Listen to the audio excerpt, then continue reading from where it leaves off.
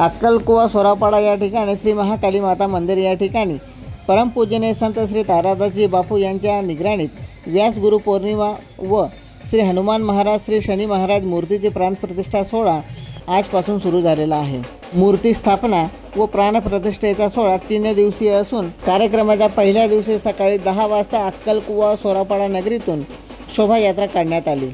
दुपारी 11 वाजता ब्राह्मणद्वारा यज्ञकर्म करण्यात आलेले होते। अक्कलकुवा व सोरापाडा नगरीतून ढोल ताशांच्या निनादात आबालवृद्धांनी ताल धरलेला होता। या ठिकाणी श्री महाकाली माता मंदिर ट्रस्ट सोरापाडा अक्कलकुवा समितीच्या वतीने अध्यक्ष, उपाध्यक्ष, सचिव तसेच कार्यकारी मंडळ आणि स्वयंसेवक या ठिकाणी बहुसंख्येने उपस्थित होते।